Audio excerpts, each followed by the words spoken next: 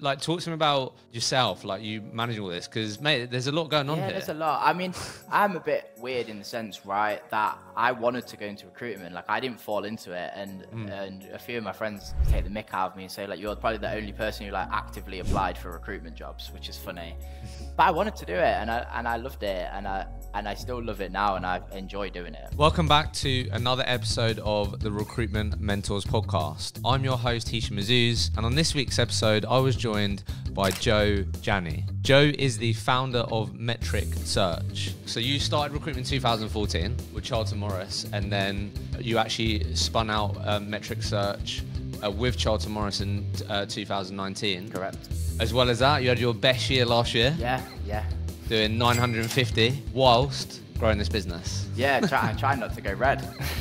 In this episode, we really delve deep into how Joe has gone about going from a top performing individual contributor to leading a business, how they've approached expanding their US market, how he's really been dedicated to building a culture of business development and high performance. There's going to be so many takeaways in this conversation, all of you who are in the trenches right now of growing and building your own recruitment business. What are Joe's principles when it comes to increasing the client spend? This is something that I developed since moving to Metric. Enjoy this week's episode. Joe, welcome to the podcast. Thank you. Cheers, Hashem. Thanks for having me. Excited. Yeah, looking forward to this. Really enjoyed getting to know you, the business journey that you've been on. And I think a lot of people are going to be able to learn a lot from this journey that you're in and that you've been on so far. So I think today we're going to try and cover two sort of aspects. One, Joe's approach to recruitment and how he's maintained his performance levels despite growing a business. Last year was your best year, even though the business was at the biggest point. So I think people are going to know how Joe goes about his business and the things that you live by, your principles. But then two, we're then obviously going to make sure that we talk about this entrepreneurial journey that you've been on. And, you know, you've been building this business Metric Search over the last 4 years. So there's going to be loads of stuff that we can learn from you on there. So just to give everyone the career highlight reel from Joe, highlight reel. So I'm going to go through this. If there's anything that I've missed, please correct me. Thank you. Okay. So we got, so cool. So you started recruitment in 2014 with Charlton Morris, and then, you know, progress your career there. And then you actually spun out Metric Search with Charlton Morris in 2019. Correct. But then you sort of outgrown Charlton Morris, and you're now the majority shareholder, which was officially done at the start of 2022. Yep. But the business milestones have been starting in 2019. In the first year, you did $1.8 million in revenue. We're doing dollars because Joe does a lot in the American market, 8 or 9 people in the first year. Year two, $5 million, 22 people. Year three, $10 million, 45 to 50 people. And then year four, which you've just finished, you finished just under $12.7 million in revenue, and that was 27% growth on last year's revenue, and you also grew the GP by 30% as well, and you're around 62 people.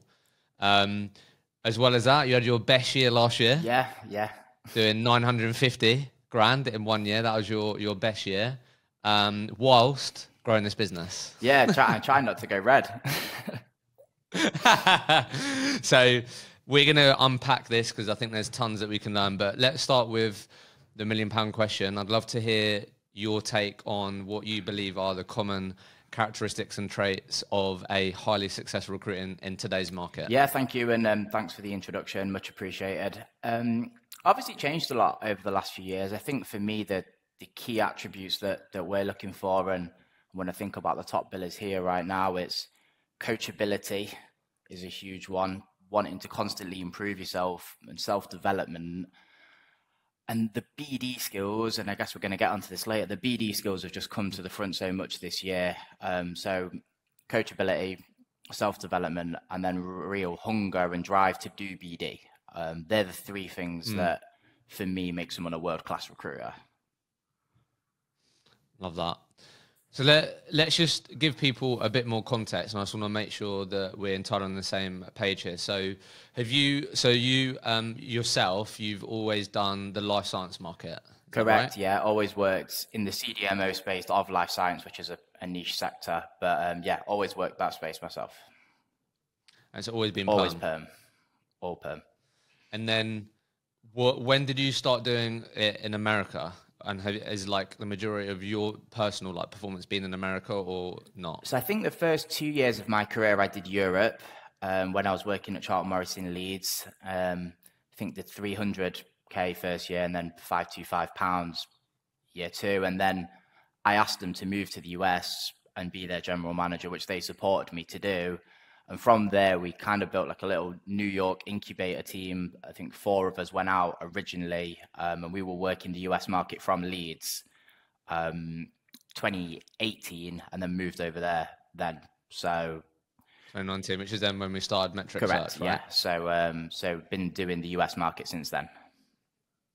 Okay, cool. So since then, you've solely been in the American market.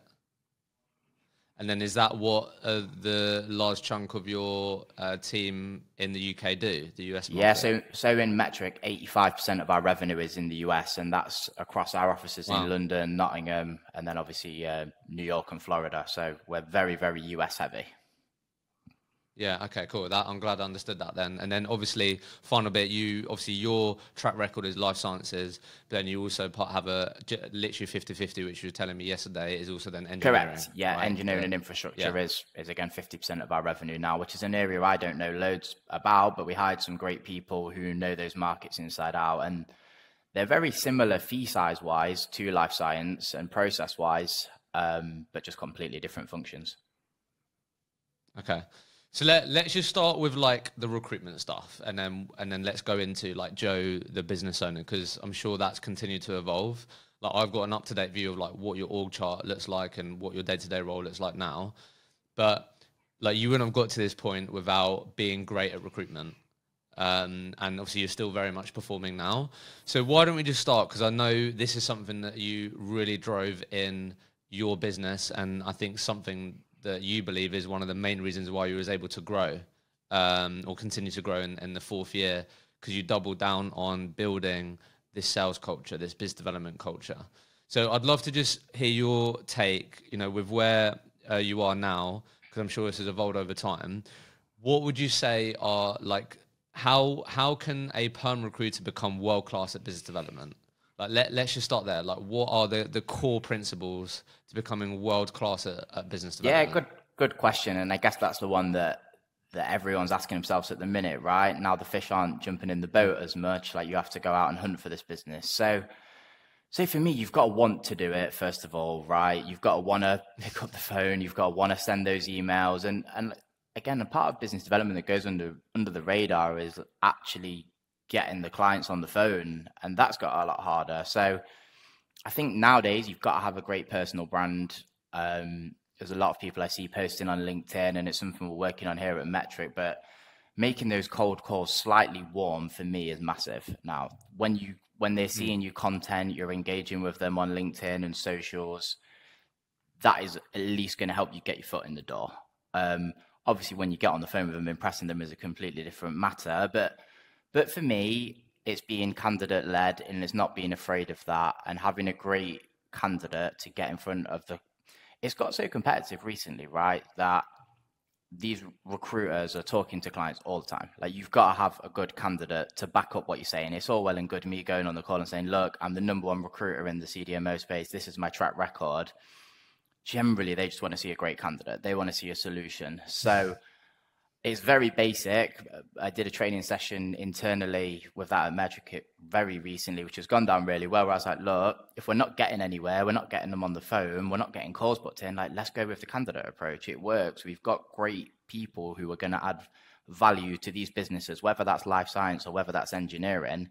If they're going to make you 50 million more revenue a year, or they're going to save you 50 million a year, we need to be calling them and pitching those candidates in. And again, that's old school, right? But that is a massive factor for me in BD. Probably more importantly now, again, really basic, but just actually doing what you say you're going to do.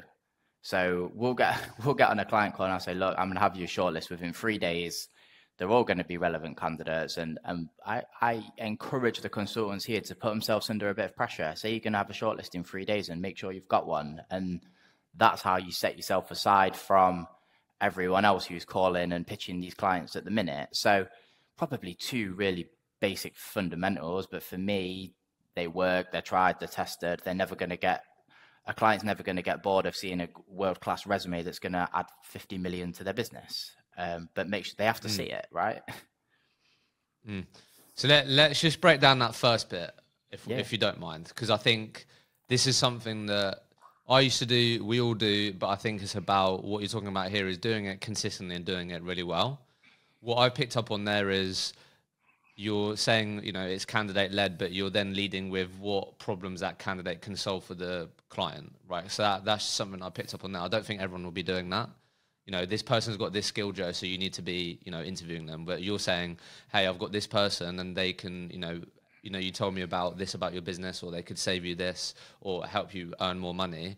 I think that's definitely something that not everyone will be doing. So, especially if you've done a training session on this recently, give us some details. Like what does good look like? What does a good candidate-led approach look like? What are we calling, and what are we saying about this candidate? Are we emailing them? What are we putting in the email? Like, just give us some of those, because I think that's what people are going to want to know and hear how people approach it. Yeah, and I guess I'll use life science as an example, which is closer to me. So at the minute, life science market's tough, right? I'm sure you've had plenty of people come on the podcast tell you how hard life science recruitment is right now.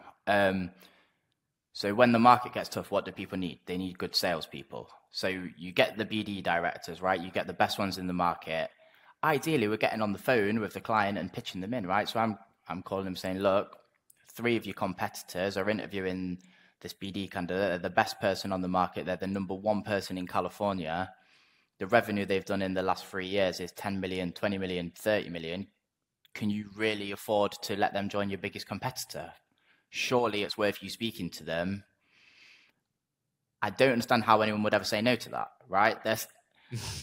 I mean, say, look, they're interviewing me 3 biggest competitors. They want to join you.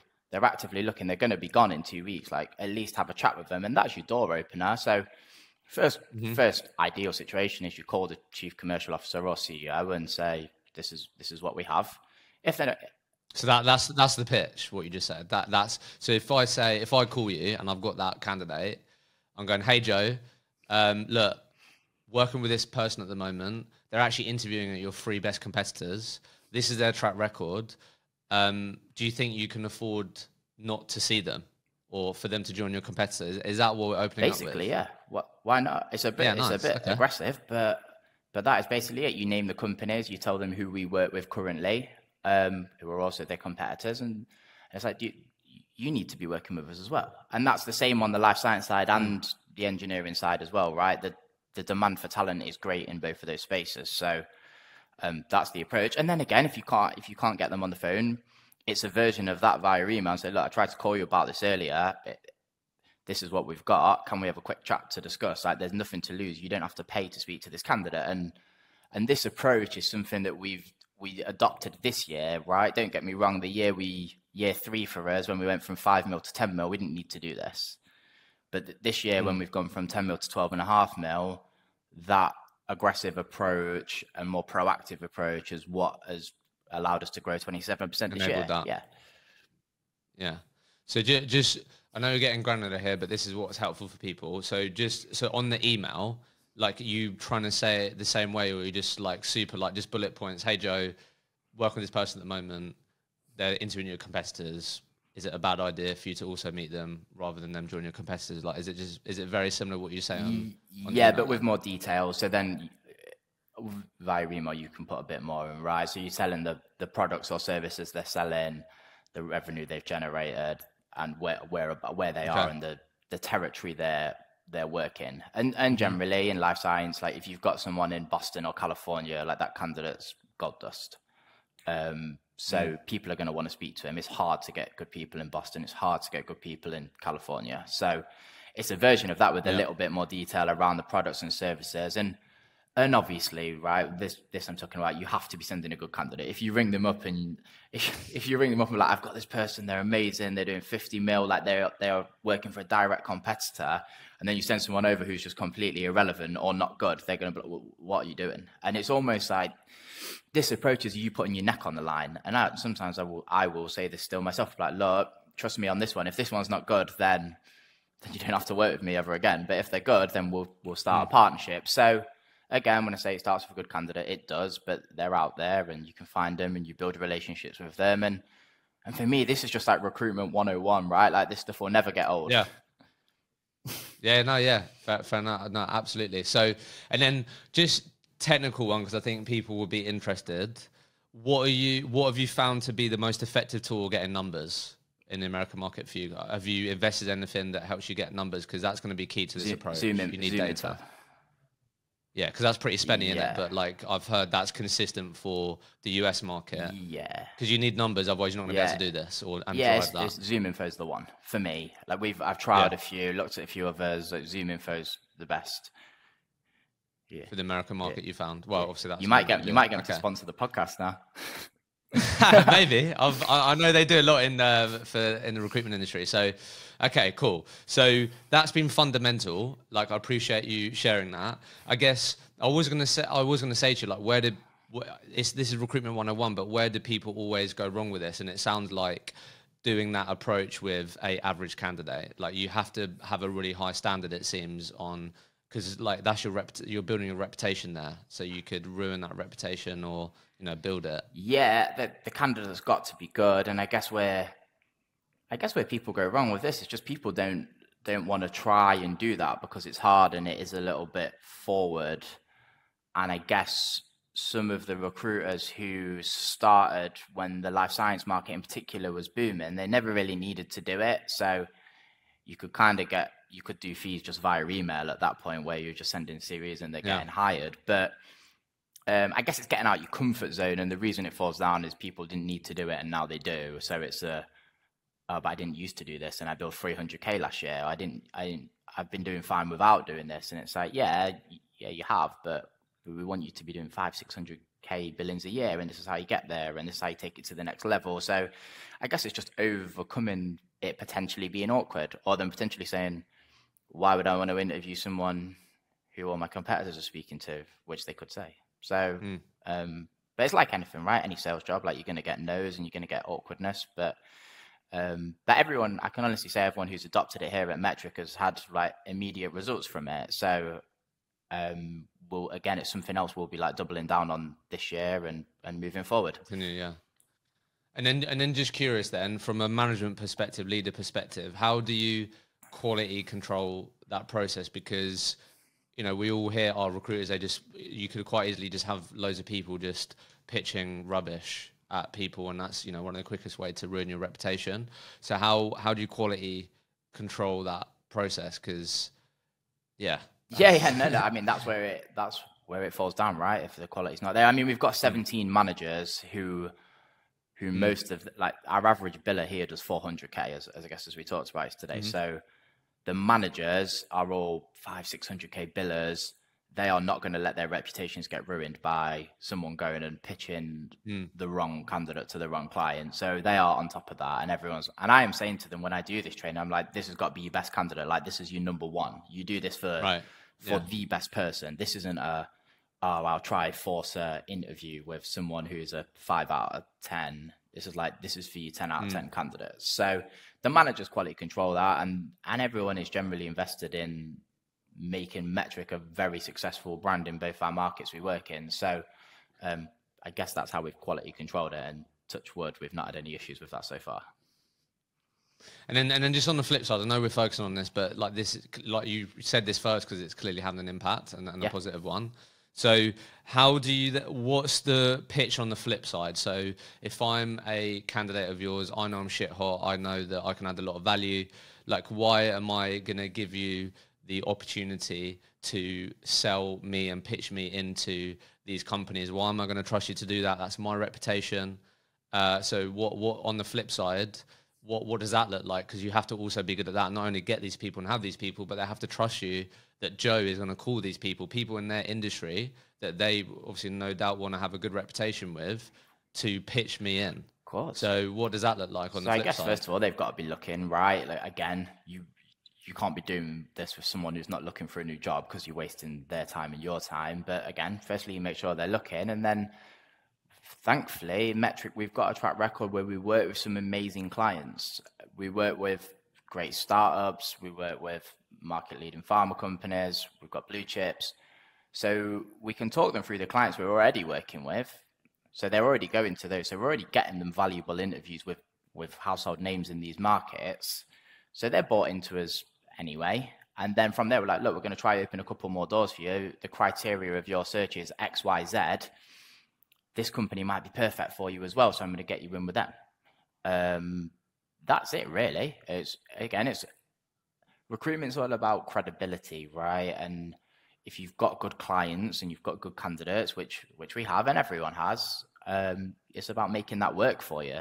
And if you're going to speak to these candidates and say, look, these are our top 5 clients in the pharma space from last year, they're going to be impressed by that, and we're going to get them introduced to them. And then you say, look, we're going to get you a couple more as well. And again, why would you say no to that? So we're going to get you in with 5 great companies. I'm going to try to find 5 more. Like, no one's going to say no to that if they're actually looking for a job. Nice. So let's build on this then. You had your best year last year, and you shared with me that in order for you to do that 950, 90% of it was retained, and it was of 11 clients, and the average deal size was around 40, 50.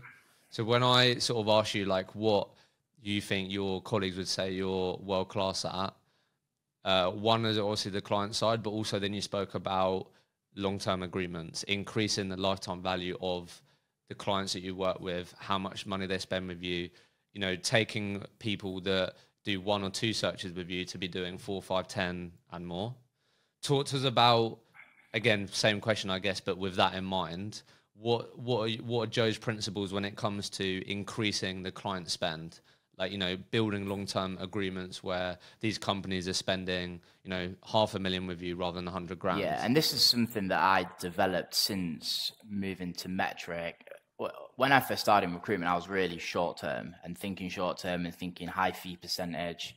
When I founded Metric, I was like, this is going to be a business built on partnerships and long-term relationships. And I'm pleased to say, like, a lot of our top, I think all of our top clients have been with us pretty much since the start. So look, everything starts with delivering a great service. There's nothing you can get away with that. And I say, just actually delivering what you say you're going to do is number one. If you don't do that, you're not getting past deal number 1, never mind deal number 50. So doing what you're saying you're going to do, delivering candidates fast and with detail is key. But where I have been really good in terms of developing these longer term relationships, it's I am quite open with them and say, look, and again, I don't mind sharing this with you. So like a lot of these relationships, we start working at 25%.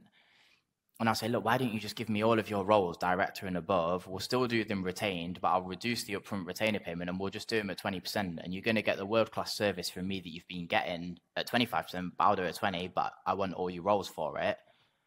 Again, they're looking at that thinking, right, well, I'm going to save big money here. And that's what I've done with probably our top clients. And that's enabled us to double what we've been doing with them year on year. So that, again, seems quite basic, but I'll go meet him and say, look, I've got an idea. It's going to save you money. It's going to enable us to work together more. And then I'll just reduce the fee percentage. But say, look, it's got to stay retained. If you want to work with me, because I'm strapped for time, running 4 offices and 60 people, so it's got to be retained.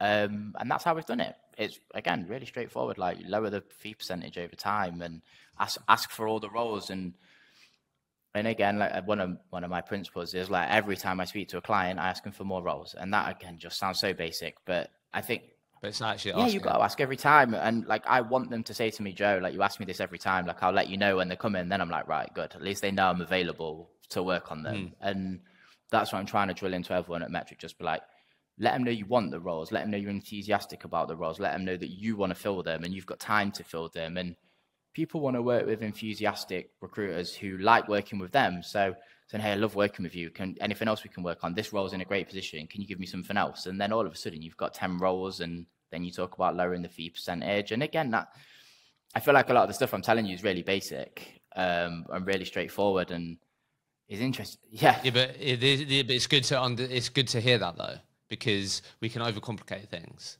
And you can hear the same thing over and over again. Doesn't necessarily mean that you're going to do it and you take it on. Do you know what I mean? So, like, I was thinking from your experience, when is like the perfect time to ask that? Is it like as soon as you've done that first placement where you've shown what you can deliver?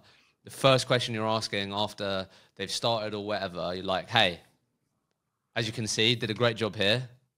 What else can we do? Like, when have you found to be the perfect time to ask it? Honestly, when you've got an offer out, when they've made the offer to the candidate.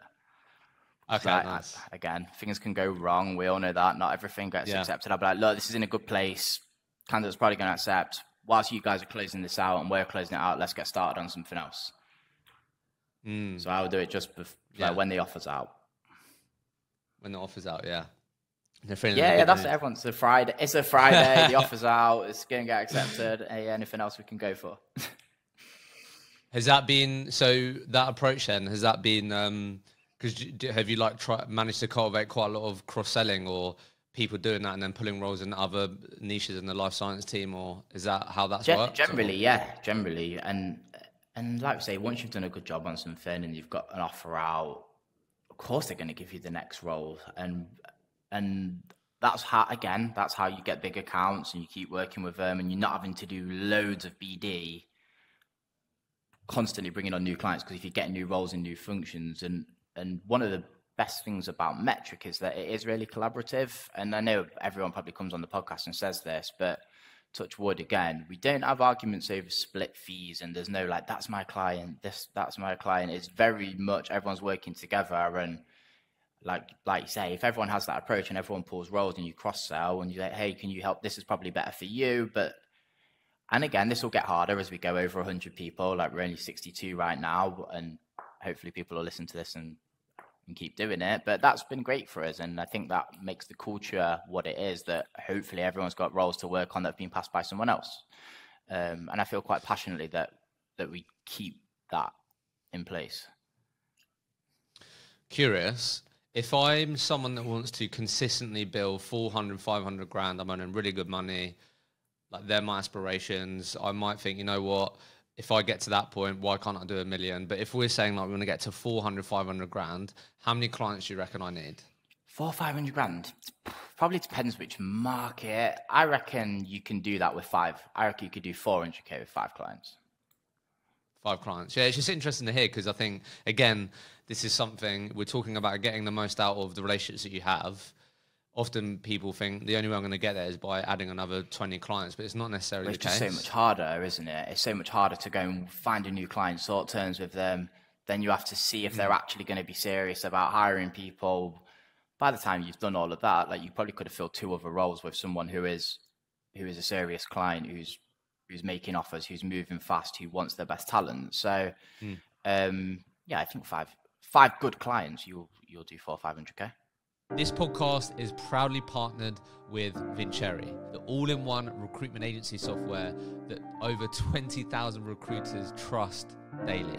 We're also partnered with the award-winning OneUp Sales, the sales and motivation platform that enables you to maximize the potential of your teams. We love partnering with both of these organizations because they share our mission in helping you get the most out of your people and your business. You can get exclusive offers because you listen to this podcast and get up to 10% off the usage price forever.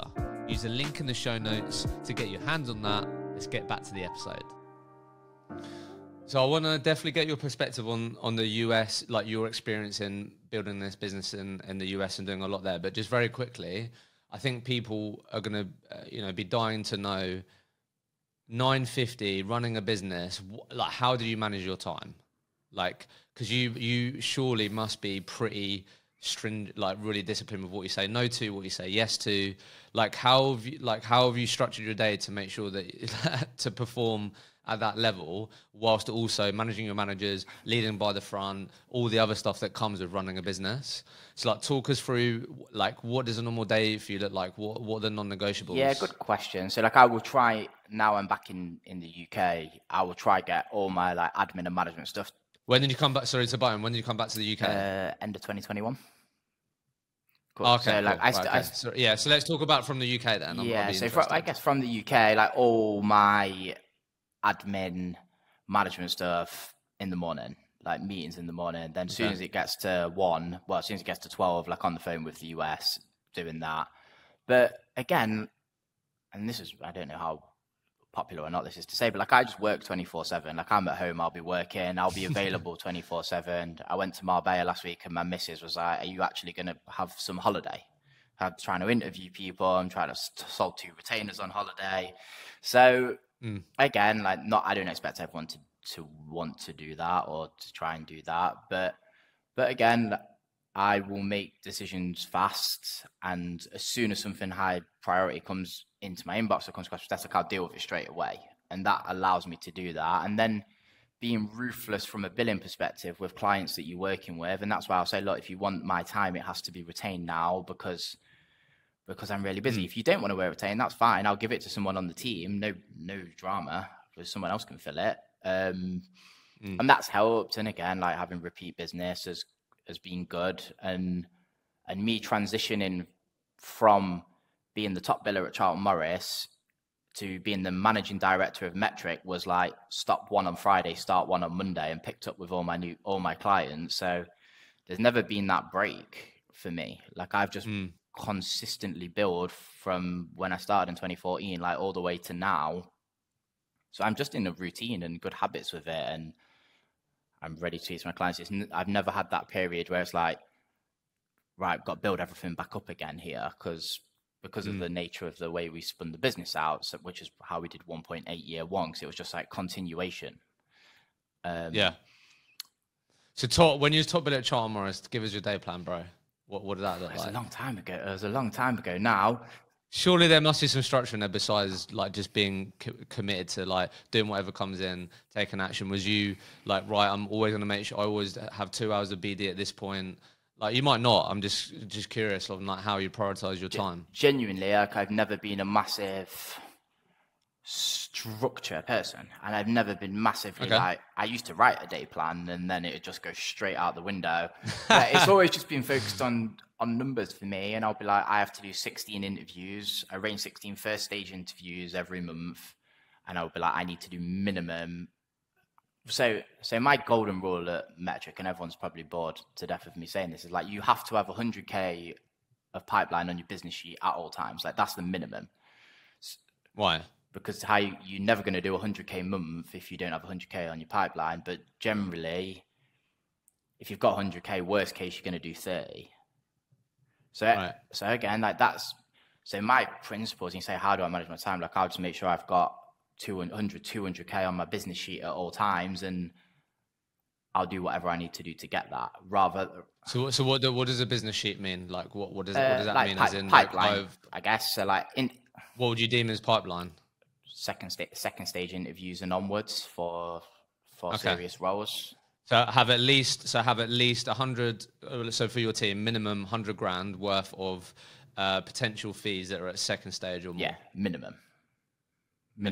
And like we really celebrate people doing 100k month here. Like that's a big achievement at Metric. If you do 100k month, you make 40k commission, right? So that's like the commission's good and it's high reward, and so I'm trying to teach everyone how to do 100k month as frequently as possible. And the answer to that is. So what's your equation then? You said 16 for, so like, because I think that's what would be interesting to people. I get what you're saying. It's like, I know my numbers. I know the key metrics that I need to do. So it's more about like knowing those and then doing whatever you can to get to those, because it should lead to X outcome. So you said 16 first stage interviews. Yep. What are the other like numbers on your like golden dashboards that would be? So 16 first stage interviews is like absolutely key. 5 vacancies. Otherwise, you never get in 16 send-outs or 16 interviews arranged. And generally, that for me, that is it. And then 100K on your pipeline. It's really simple. It's not. I'm not saying to people you have to send 50 CVs, or I'm not saying you have to make 100 calls. I'm saying, look, just hit your 16 send-outs and have 100K on your pipeline. You're fine. I say send-outs as interviews. But yeah, that's it. So 16 first stage interviews, probably with 5, you want at least that with across 5 different clients. Yeah. That should equal healthy pipeline, 100K months. Yeah, and for me, it's that simple. And the stats show at Metric, if you hit in 16 first stage interviews consistently over a 2 to 3 month period, you will do 100K revenue month in the months following.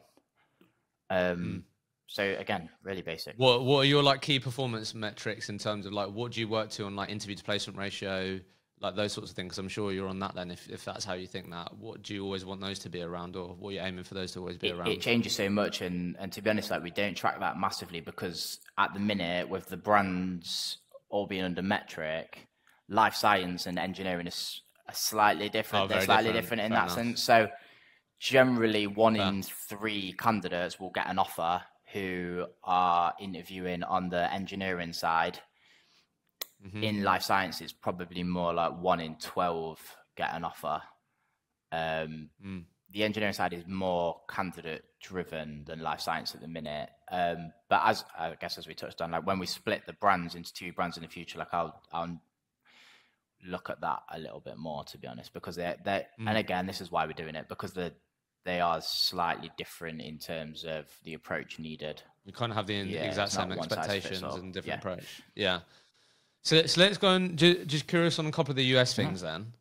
How have you, I think definitely leaders will be thinking, just firstly, there's a lot of people here, a lot of them in the UK, because correct me if I'm wrong, you've got someone starting on the ground in Florida. Correct. You said, right? Yeah, someone moving from New York to open Florida, yeah. And then you've got your New York office. So how have you approached doing the US market from the UK? Like what are the hours firstly? How have you approached that? Yeah, so it's interesting because we did this in reverse. So because I launched the business in New York, obviously I'm English, but then as being there first gave us a massive advantage because we're already there. We're a US business. We're a Metric Inc. before we were a Metric Limited. So that's been huge. But in the UK, they work UK hours. So what does that mean? I think they do 8:30 till 6. Yeah, really? Yeah. And so you don't do the 11 to 7 or something? No, like that? I wish we did, but it's probably too late to change it now. But really? But no, it's fine. It's not been a problem. And everyone else I know who works the US market from the UK works those hours. But are the expectations though? If you have important shit come in at 8, 9 o'clock, they're probably going to do it. Is that the expectation?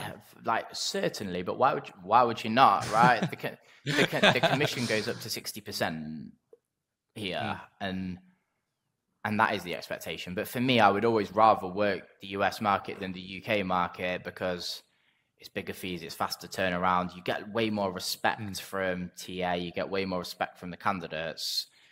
The UK is tough now, and the fee percentages are low. So. And I will tell them this, that the US market is the place to be at the minute, whether you're in the UK or the US. But yeah, they still work UK hours, but that is the expectation. So I know sometimes, but business owners I've spoken to have been a bit worried about that. I'm not sure, but you think clearly you're clearly capable to do what you need to do in those hours. Yeah. But there's probably going to be the expectation to be, but as you know, stuff will be happening late in the evening, and you will likely have to do things out of 8:30 to 6. Yeah, and look, not everyone wants to do that, and that's fine. But then recruitment at Metric probably just isn't the job for you, and that's fine. Yeah. Okay, so curious to get your thoughts then. If Joe was to start the US market from scratch, first 90 days, what would they look like for you? Everything that you know, how would you approach the first 90 days of building let's say you didn't spun out of, you know, Charlton Morris, you're out of covenants, you're ready to go. First 90 days, what are we doing that you think is going to give you the quickest route to traction? Am I in Nottingham or am I in New York? Whatever. It could be. I'd say let's do UK. UK. So first thing I'm doing is LinkedIn post, right? I'm moving over to New York. So excited to set this business up. Please give me all your New York recommendations. That's the first thing I'm doing, and saying then you're getting the best pizza spot, best steakhouse, what very easy. So that's going to run in the background. Then I'm going and calling and messaging and emailing every single person I've ever worked with or ever met or ever talked to and saying, hey, exciting news. Guess who's moving to New York? Can we have a call ahead of me moving over? I'm really excited to hit the ground running. We've always had a great working relationship. Let's have a chat. And I'm just filling my diary for 90 days with calls of candidates, of clients, and then anyone I've worked with in Europe is saying, hey, look, good news. I know you'll support me. I'm moving to New York. Really exciting move for me and my family. Can you put me in touch with your US counterparts? And I'm just speaking to and I'm letting every man and his dog know for 90 days that I'm coming to New York to set up. And that's all I'm going to do for 90 days. And I'm going to get vacancies and I'm going to get send outs and I'm going from there. And again, it sounds really basic, but and I found this myself personally. Do you know when I actually did move to New York, I can't believe how helpful everyone was. All my clients, all my candidates, they just wanted to support. They were like, I'm so happy for you. I'm so excited for you. This is a massive move. I was only 25 when I moved out there, right? And they couldn't have been any more supportive. And they recommended me to other clients. And they're like, hey, this guy Joe's come in. He's good. He's done a great job for us. I'm going to put you in touch with some of my other C-level contacts. And then it really just snowballed from there. So if you've got good, genuine relationships, even if they're not people in the US, like they'll introduce you to people in the US, and Americans, they want to help. They love people. They love entrepreneurs. They love people setting up their own businesses. Like they want them to do well, probably more than I find British people. Oh yeah, I've definitely heard that. Yeah. Yeah, well, British people are great at building people up, and then when they're too successful, they will just want to see them. They're like, they think you're getting too big for your boots. But in the US, there's none of that. They want you to succeed, and I love that, and love working with them. And if I was to start this again, that's what I'd do. If I was what states would you pick to focus on? Good question. So New York is probably my favorite city in the US. Like I love it, loved living there. It's probably the hardest place to like scale a business in the US. Why? Expensive. Expensive. No, it's expensive, and the markets that we do aren't really New York markets, to be totally honest with you. Like life is more finance and business services in New York, right? It's less. There's obviously a bit of construction, but if I was to pick states, I'd pick Florida. Obviously, we've just picked it. I'd pick Texas. We're looking at doing California, and we're going to open that in the next 2 years. We did 80 placements in California and like close to 2 million revenue there last year. So there's a business case for us to be in California. But I'd probably be looking at Austin. I'd be looking at Miami. We're going to Fort Lauderdale. I think that's where I would be looking, just given the migration of people from the major hubs south. So I think that's probably, if I was to start again, that's where I'd go. If you was doing it in the UK, how often would you try and get over to the US? Because I feel like whenever I've spoken to people, they've seen it's like been really positive for them to have people on the ground, and they've seen like great things from that. But yeah, I spoke to quite a few people that have made sure that they've gone over there maybe once a quarter. I don't know. How would you approach that? Would you try and go over there consistently? Do you think that's important? Yeah, I'd say it's like if you were the business owner, you want to be over there quarterly. If you're a recruitment consultant, you want to be at minimum one conference in your market over there, ideally two. But obviously, people want to see a ROI on that. But yeah, of course. That's super interesting. Okay. Thanks for sharing all that. I know, like, I'm sure you've recognised that more and more UK firms are going into the US, wanting to do more, like that way more of that has happened over the last 2 years. 100%. And for me, the key is you got to have something over there or someone over there and a incorporated business. Otherwise, you're just the same as everyone else trying to recruit the US from the UK, and like you need US phone numbers and US bank account, and like it's a little bit more complex than just right. I'm going to start pitching the US now. So I think that's good, but I'd just say like you've got to get someone over there, get an office over there, even if it's just one person. That's how I would do it. So let's sort of segue into Joe, the business owner then. I think, why don't we start with, because I think I shared with you, this is something that's come up more and more with founders that I've spoken to over the last couple of months. It's something that we spoke a lot about at our live podcast event in London. But, you shared the average billings for the people that had a target was 400 grand in the last financial year. That's really impressive.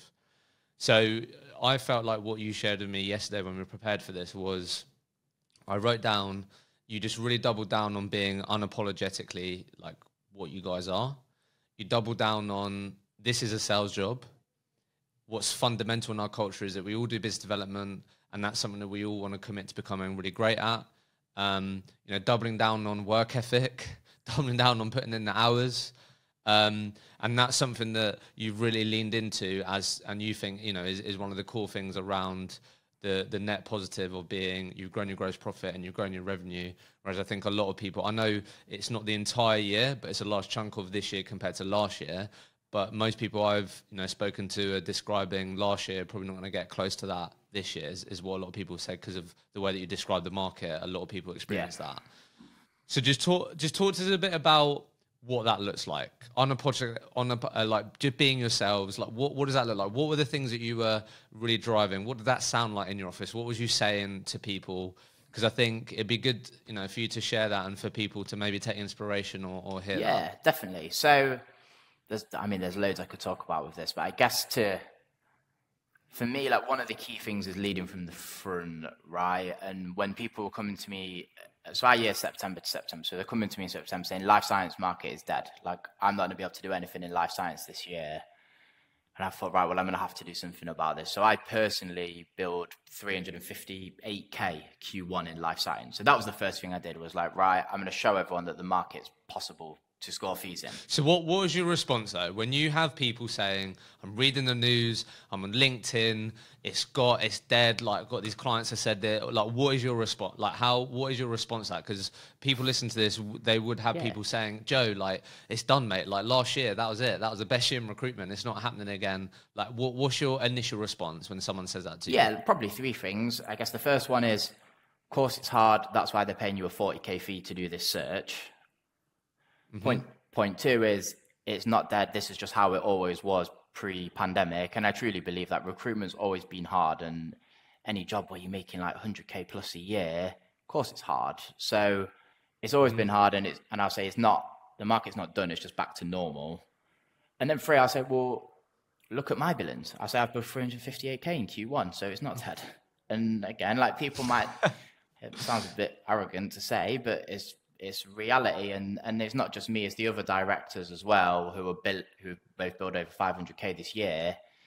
It's a real effort from everyone to lead from the front and be like, look, I'm showing you it's possible here. It's easy for me to sit there and say, oh no, it's not. This is how it always is. It's always hard, or yeah, they're going to pay you a big fee. But then if I'm not doing it and proving it and leading from the front, and they're not hearing me on the phone, then it's just like, yeah, well, it's all well and good you saying that, but you're not doing this. It's easy for Joe to say. Yeah, and I don't ever really want it to be that. So that's a big thing. And then I guess to go back to your question, like how did we double down on everything? I guess I kind of sidetracked there. So we launched accountability as a new value, which was big for us. Interesting. We hired. So how did you launch that? Like, how did you, like, do you know what I mean? How was that communicated? Because I'd get why you'd be talking about that. Guys, need to fucking hold yourselves accountable. Yeah. Like, this is important. Like, how did you communicate that to people? Yeah. Not like that. Not like interested. that. No, so we hired a head of HR earlier in the year, and she's made us a a lot more value led as an organization, and that's been massive for us because you can relate everything back to it. So we did a half-year presentation. We do a half-year and end of year. So at the halfway point, we're like, look, we've been talking about accountability, or we've said to you all, you need to get minimum of 8 first stage interviews, and you need to hit minimum of 15K per month. But now it's time we track that, and we're calling it accountability. But I'm going to be accountable, and it's a shared effort of accountability for us all to hit our targets, and all to grow the company, and all to be successful and hit our promotions. And launching accountability has been really impactful for us, but you have to live it, you have to breathe it, and you have to do that every day. And I have to do it, and it has to come from the top. So that was massive. And then moving forward further from there, we had to make unpopular decisions, right? So there was, through COVID, everyone wanted to work from home or had to work from home. And then when they returned, there was the whole hybrid debate. And again, like, we were kind of going with it because it was the easy thing to do, and we were doing a bit flexy. And then eventually it just came the time where it's like, look, if you're not hitting your target quarterly, you're in the office full time. So hitting your target is in the billing target. If you're not hitting your revenue target, which is again, like, is everything for us. We're still a small company. So if you're not hitting quality target, you're in the office, and we want you to be in the office. And then we've made a real effort to promote our top billers, in the sense of, like, look, like, you're working with an 800K biller sat next to you. There's a 600K biller, there's a 700K biller. That you're working with some of the best recruiters in the world here. You should want to be around them. That's how you learn.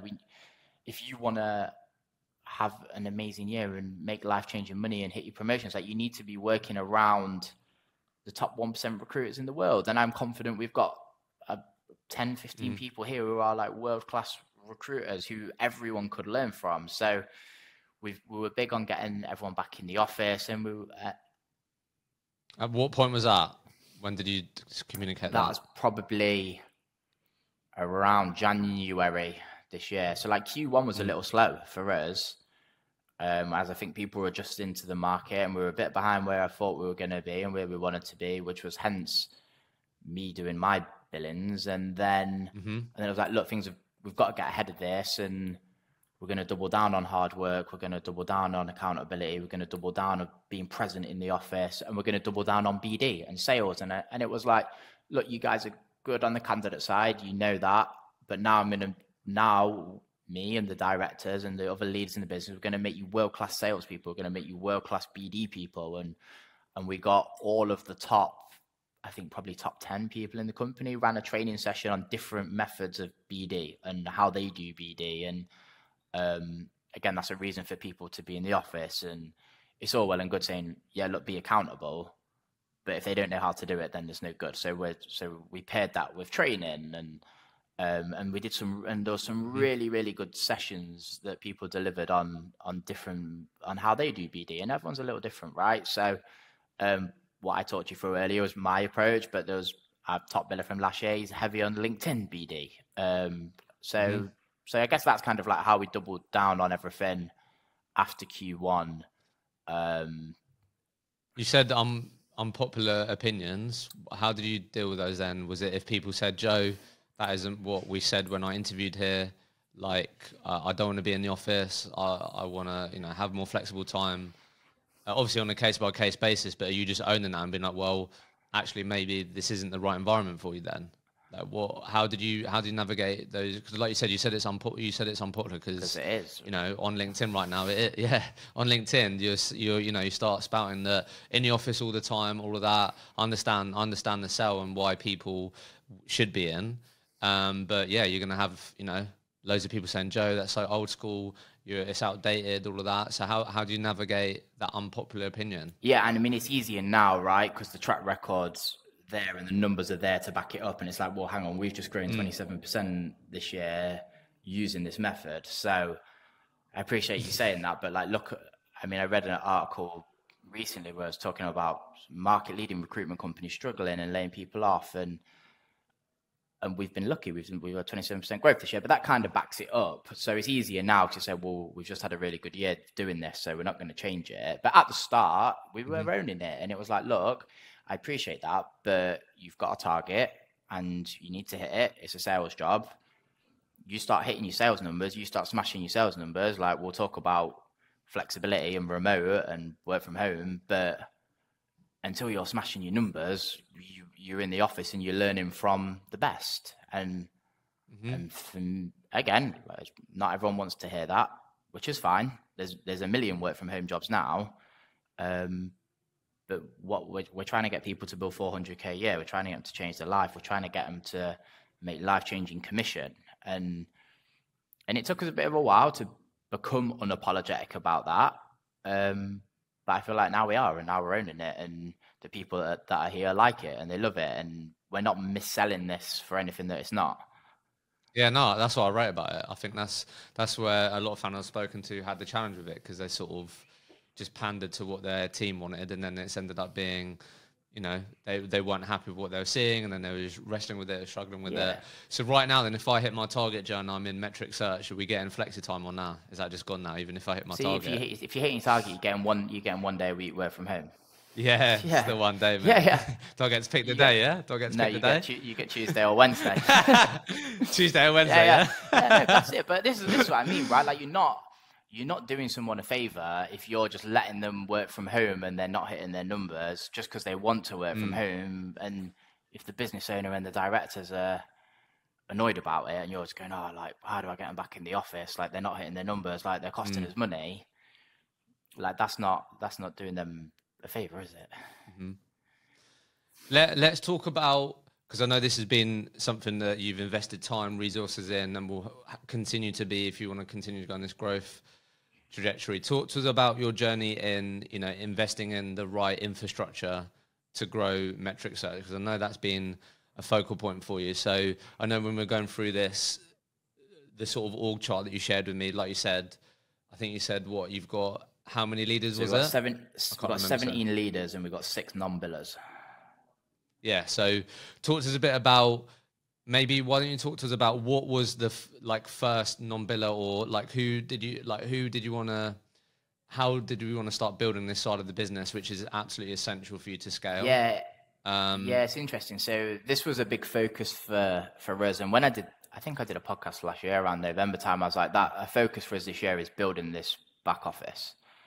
And that's been massive for us. And it's funny, like, so we've hired L&D, we've hired HR, we've hired marketing, we've hired a finance director. Finance director is an obvious one, but marketing have come in and we're like, wow, like, how did we get this far without having anyone in marketing? And the same for L&D, and same for HR, and same for TA, which we've hired again this year. So they all come in and had an amazing impact. But what we were doing previously, it was like, we had Tim, who was one of the directors, who was just doing everything. He was doing ops, he was doing HR, he was doing TA, he was doing L&D, and he was like doing a decent job in all of them, and it was ticking over. And we did 10 mil in sales, and we were like, yeah, this is fine. Like, but then obviously to get from 50 people to 100 people, like, you can't just do that with one guy doing that. So then we have made a real conscious effort to get really good people into all those roles this year, and we feel really confident that's going to help us get from the 12.5 million we did this year to 15 million this year and beyond. So they've all had massive impact. How do you see that side growing then? Where else are you like investing, which you deem to be important to keep going in the right direction? What else is really key? You thinking have to put more resources into marketing? Yeah. Is it the HR side? I don't know. What is it? Yeah, marketing's a big one for us, and part of the strategy for this year is really pairing marketing and sales. And the fact that we've got this far by just having pure BD people and pure salespeople and no real marketing is almost crazy. So we're going to be investing a lot in marketing. I'm excited about that, and I think that's going to help a lot. And then I think the L&D and ops side, again, my goal is to have an L&D person in every office so we can onboard people consistently in smaller groups. So we've been doing groups of like 8 at a time, and then flying the L&D person around the world to deliver training. Whereas, like, we should just have 4 people, 1 in each office, and you can onboard people throughout the year in smaller groups. And that's hard, right? And that's part of the problem of being a truly global business with 4 offices in like entering year 5, like you don't have all these things to hand straight away, but we're working on it. But that'll be a big one for us this year, and hopefully if we do this again in 12 months time, we'll be talking and there'll be L&D and ops people everywhere. So we'll see. Love it. And then talk to me about like you personally, like how you said you work 24/7. Yeah. Work-life balance, like, you know, like as in like for me personally, I really don't like the term work-life balance personally. I don't think it's helpful. I think, you know, it's individual and it's, you know, down to you to work out what works best for you. If that's being on all the time, if that's making sure you switch off and you're present with your partner, your kids or whatever, or whether that's getting home, doing what you need to do, and then, you know, working again in the evening. Like it's individual. I think it's so unfair for people, because I'm sure you have it, Joe. People like, fuck living Joe's life. He's working all the time. Yeah. Like you working all the time, Joe, like all that, right? And I think, oh, where's the work-life balance, Joe? You're so out of whack, like all this. So how have you, like, talk to me about yourself, like you managing all this, because mate, there's a lot going on here. There's a lot. I mean, I'm a bit weird in the sense, right, that I wanted to go into recruitment. Like I didn't fall into it, and a few of my friends, they will take the mick out of me and say like, you're probably the only person who like actively applied for recruitment jobs, which is funny. But I wanted to do it, and I loved it, and I still love it now, and I enjoy doing it. Like I like going to any of our offices. I like my job. I like interviewing people. Like I enjoy talking to clients. So for me, like it is work, but I don't know what I would be doing. Well, I mean, I'm sure I'd be fine if I wasn't doing it, but like it's a good way for me to do stuff, and I enjoy it, and it's not a huge problem for me. And like I guess I am switched on 24/7 and thinking about work a lot of the time, but for me it's worth it, right? I'm 30. Like I'm building something. Me and the other directors feel like we're building something really exciting here. I'm sure there'll be plenty of time for me to be switched off and golfing when I'm older. So like I'm comfortable with it and I enjoy it, and it's helped us get to this point so far, right? And I don't know if we would have got as far as we had if I wasn't so driven and and again, I probably don't spend as much time as I should enjoying it in the moment, because I'm always thinking to the next thing. So like we had a great year last year, and I'm proud of that. But I am now. That's in the past, and it's like, right, let's get California open and Florida, and let's get 15 million. So I guess that's it. I mean, that's the way I choose to do it. But everyone, as you say, everyone's different, right? And not everyone's wired the same. So I guess you've just got to do what works for you. Like, talk to me about toughest day on this business journey so far. Like, surely there's been like a dark day. Has there been a moment where you was like, fuck, is this going to work? What's going to happen now?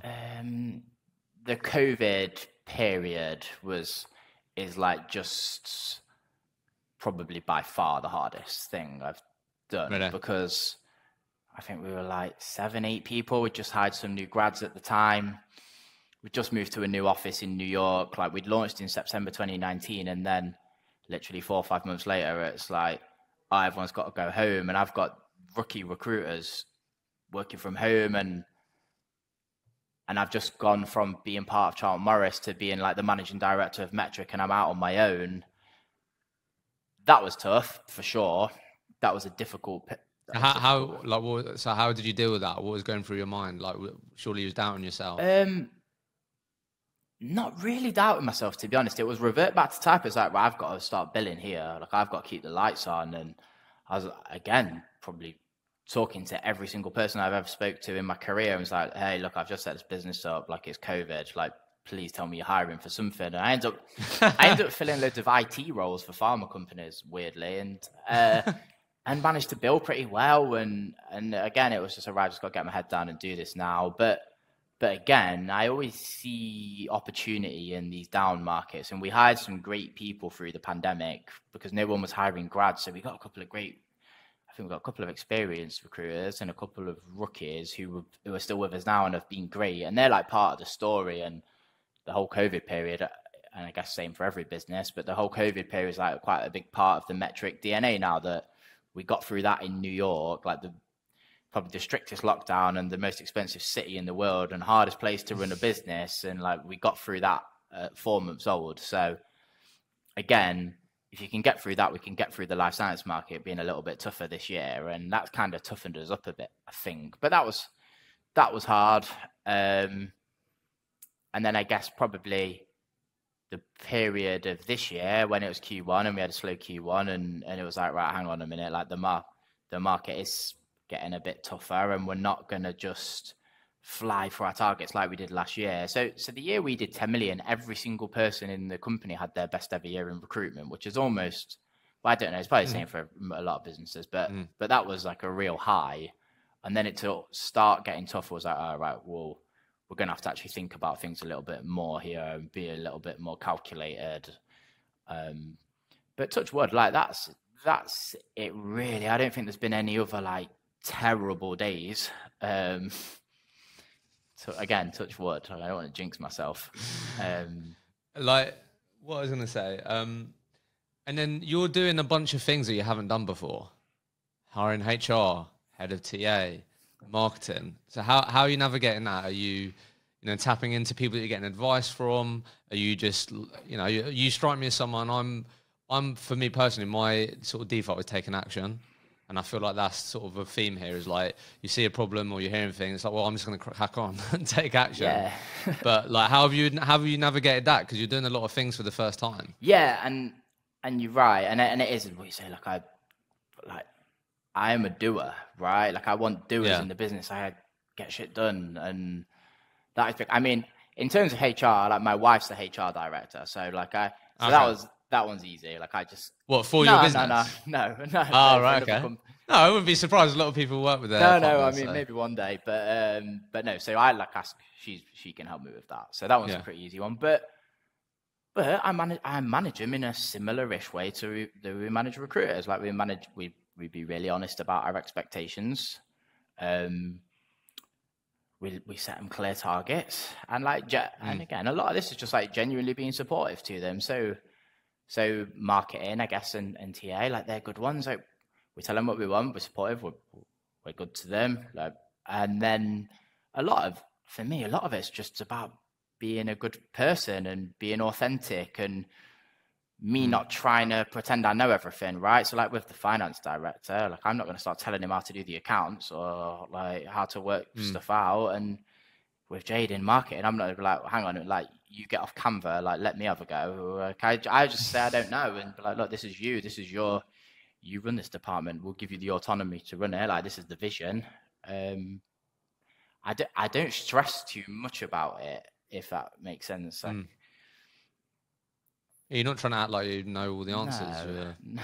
No, and that's what we're hiring for, right? Like we hire marketing because I don't know it, and we hire HR because I'm not HR director. So, but it's fine. And like again, I guess it's a bit of a weird one. Like I'd probably never struggled too much with having like imposter syndrome or worrying or being like, oh, I don't know what to do with X or Y. And as we get bigger, that might change and we might get to 200 people and I'll be like, wow, like this has outgrown me. Yeah, but I just never really felt that to date. So it's a difficult one for me to give you like a great answer in the sense of like, this was my plan for hiring marketing. No, I was just curious because I know sometimes people struggle with that. So, but I think you've answered it. You don't try and assume that you know more than you do.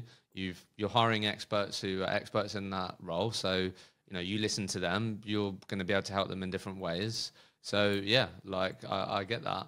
So look, how do we, just curious to get your thoughts, like you come back to Nottingham, you're building, a business, you have an office in Nottingham, like pretty mad that, you're in this position, you're now could be a great employer for local people in Nottingham. I think this is what I love about recruitment. Like obviously I sent you my friend who I think could be great in recruitment. And I was just like so excited to tell him about it. Because when people aren't aware of like a career in recruitment and I think they'd be great at it and you tell them, like it's such a fucking great industry.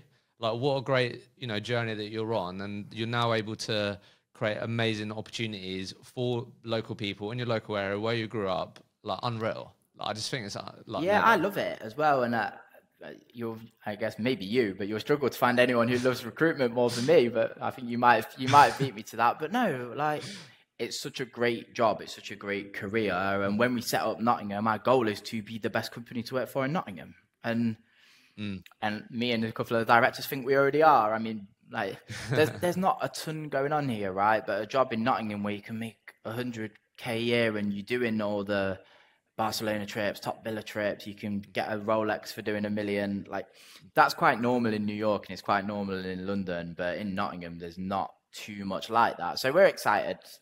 And hopefully your mate who you've recommended to us, like, it'd be great for him if he's good. And it'd be great for us if he's good. So, but no, I love the industry. It's changed my life for sure. And I think a lot of the people who work here are very grateful for not just Metric, but also just working in recruitment and being successful in it. So, yeah, no, I agree. Feel really passionately about that as well. Love it. Well, Joe, look, amazing journey that you've been on so far. I'm really interested to see how things, carry on evolving for you. But it's been an absolute pleasure, mate. So thank you. Yeah, thanks so much for having us. Really appreciate all your time. So yeah, thank you very much.